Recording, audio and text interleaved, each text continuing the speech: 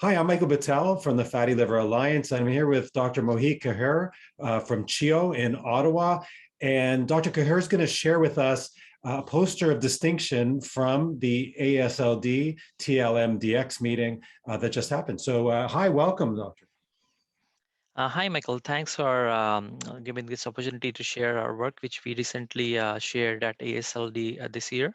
And this was a poster of distinction. So I'll share my slides with you.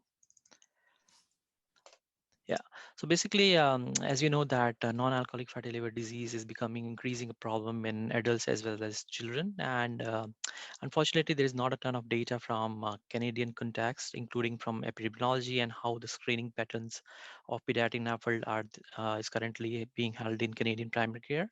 So basically what we did a large administrative database study, which included patients who are currently enrolled in something called as CPC-SSN, or there is a Canadian Primary Care Sentinel Surveillance Network.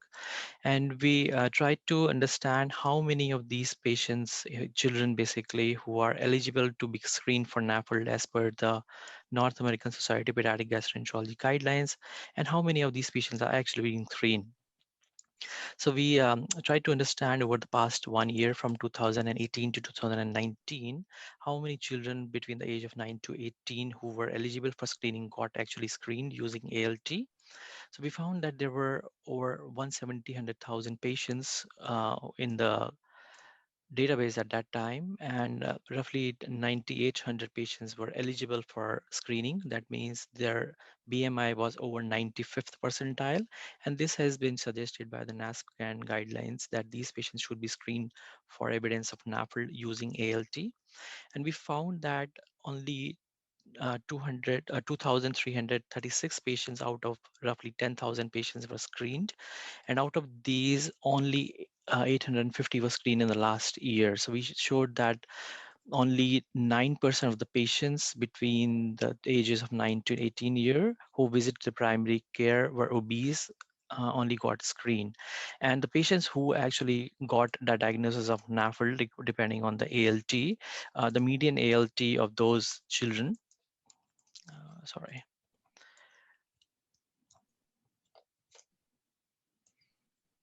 was 36, and a proportion of them also had ALT of over 80, and ALT of over 80 has been suggested in literature in pediatrics to correspond with the diagnosis of non-alcoholic steatohepatitis.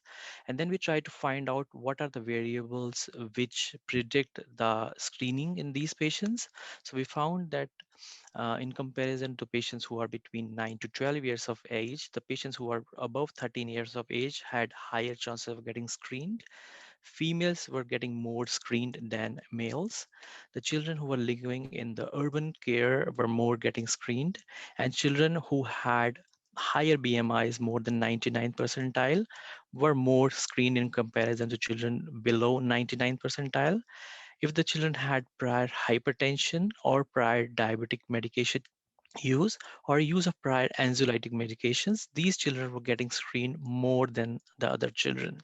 And we also found the profile of around 1,000 patients who actually were diagnosed with NAFLD, depending on the ALT being screened, and was found to be high, depending on their age and sex. So we found that a proportion of our patients were between the ages of 13 to 18 years, which corresponded because they were screened more, and a large amount of our patients were between the BMIs of 95 and 98 percentile. There were more males, as suggested in literature previously, and more of around 60% of these patients had more than one comorbidity, including hypertension, diabetes, dyslipidemia, and these were diagnosed using ICD validated codes.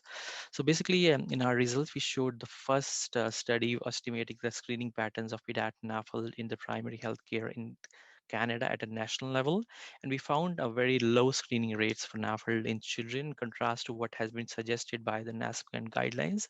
And we need to further work to evaluate and successfully implement strategies which can emphasize the role of the primary care physician in screening and managing pediatric NAFLD in the Canadian health setting. We also need to make a model like adult healthcare providers have about when these patients should be kept in the primary care physician office versus who are the patients who can be referred to a tertiary care center. Unfortunately, the validated algorithms including fib4 is not evidence-based in pediatrics, and most of these children don't follow that rule. So we need to make a model of care that needs to include pediatric patients, and then follow a guidelines about how we can screen these patients in the primary care offices, and a proportion of them after being screened, who will be the people who will be referred to a hepatologist for further assessment, because the prevalence of this condition is so high, alone hepatologist cannot manage this condition by himself. So thanks for this opportunity, Michael. And I'm happy if you have any questions Well, I for had the a poster. couple. I had a couple of questions. So Yeah. the first one I wanted to ask you is, how does this relate to an adult population with regard to screening algorithms? Is like, are children being screened less than adults at the same Yes. risks? Yeah, so there is no particular data from even the adult world about what the screening pattern is in Canada, but we know that in the adult world they use something called as FIB4 to screen these patients in the primary care physician offices, and once their FIB4 is in high range, they have a dedicated number. So once they are in that range, these patients are then sent to a hepatologist for further assessment, including fibroscans, and then moving forward. Unfortunately, in children, we do not have that pathway made yet. So we need some validated markers which we as a pediatricians or the family physicians can use and then predict who is going to be the people or patients or children who will be seen by hepatologists for further assessment, and who they can continue to manage in the primary care physician offices. Okay, thank you. I imagine that obesity in children is a condition that's becoming more common. Yes, yes. Definitely in the past decade or so, we have seen an increase in obesity rates in children in Canada. There has been data from the obesity world at least, and it has found that 10 to 12% of children have are in the ranges of obesity. And the NAFLD, as we know, one of the risk factors of NAFLD is obesity, and we have been seeing in the rates of NAFLD has been increasing in tandem with obesity rates increase in Canada. And diabetes was not looked at in this poster, but is that something you might try to overlay with this in a future paper?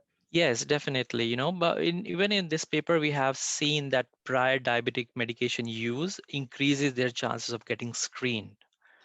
So we have found this Okay. correlation, at least from a screening perspective, and most of our patients have had more than one comorbidity associated at the diagnosis of NAFLD. And as we know, even from adult literature as well as pediatric literature, having diabetes increases the risk of having NASH and progressive fibrosis. So this is something we definitely look forward to. Well, thank you very much for sharing this important Canadian data. Thanks again, Michael, for this opportunity.